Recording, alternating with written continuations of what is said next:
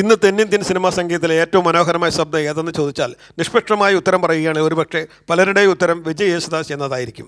സാക്ഷാൽ ഗാനഗന്ധർവനെ യേശുദാസിനെ പോലും കണ്ണുമടച്ച് ആക്ഷേപിക്കുകയും എതിർക്കുകയും ചെയ്യുന്നവർക്ക് ഉത്തരം മറ്റു പല പേരുകളും ആയിരിക്കാം. പക്ഷേ ഒരിക്കൽ സാക്ഷാൽ എ ആർ റഹ്മാൻ പോലും പറഞ്ഞു വിജയുടെ ശബ്ദം വളരെയധികം അനുഗ്രഹിക്കപ്പെട്ട ശബ്ദമാണെന്ന്. ഇന്ത്യൻ സിനിമാ സംഗീതത്തിന് പകരം വെക്കാനില്ലാത്ത അതികായകൻ്റെ മകനായതുകൊണ്ട് തന്നെ വിജയനെ ആദ്യകാലത്ത് അങ്ങനെ ആരും അംഗീകരിച്ചിരുന്നില്ല. അച്ഛനുമായുള്ള താരതമ്യങ്ങൾ, അച്ഛൻ്റെ മകൻ ഇങ്ങനെ ആയാൽ മതിയോ, ഇങ്ങനെയുള്ള 1000 ചോദ്യങ്ങൾ.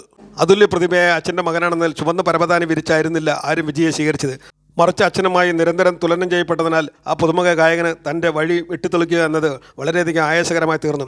എങ്ങനെയാണ് വിജയ് എന്ന ഗായകൻ ഇതെല്ലാം മറികടന്നത്? 1979 മാർച്ച് ചെന്നൈയിലാണ് വിജയുടെ ജനനം. അച്ഛൻ ലെജൻഡറി മ്യൂസിഷ്യൻ, അമ്മ പ്രഭാ യേശുദാസ്, 2 സഹോദരങ്ങൾ ചേട്ടൻ വിനോദ്, അനുജൻ വിശാൽ. അച്ഛൻ്റെ സംഗീത പാരമ്പര്യത്തിന് പിൻഗാമിയായത് വിജയ് യേശുദാസാണ്. നന്നായി ചെറുപ്പത്തിൽ തന്നെ അച്ഛൻ്റെ കീർത്തനം നിലത്തിരുന്ന് ശ്രുതി ചേർത്ത് മൂളുന്നതിൽ നിന്നും തുടങ്ങുന്ന വിജയുടെ സംഗീതയാത്ര. യേശുദാസിന് പാട്ടുപോലെ വളരെയധികം കമ്പമുള്ളതാണ് ടെന്നീസും. ആ ഇഷ്ടവും ടാലൻറ്റും പകർന്നു കിട്ടിയത് മൂത്ത മകൻ വിനോദിനാണ്.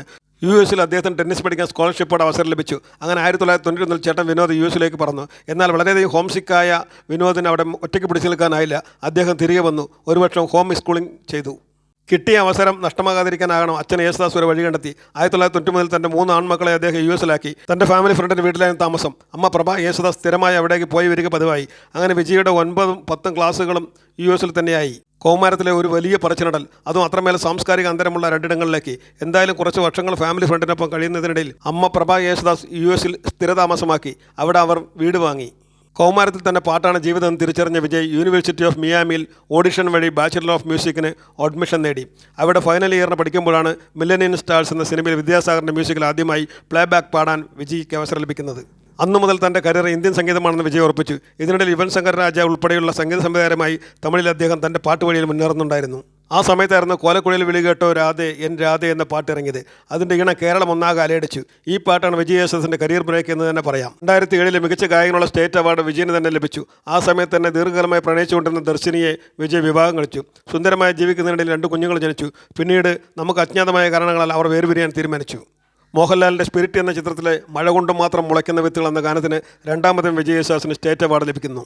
2017 പൂമുത്തോള എന്ന ഗാനത്തിന് 3ാമതും അദ്ദേഹത്തിന് സ്റ്റേറ്റ് അവാർഡ് ലഭിച്ചു. 20ഓളം ശബ്ദങ്ങൾ ശ്രമിച്ച ശേഷം പ്രേമത്തിലെ മലരെ എന്ന ഗാനം നമ്മൾ കേട്ടത് നെഞ്ചകത്തേക്ക് സ്വീകരിച്ചത് വിജയുടെ ശബ്ദത്തിലാണ്.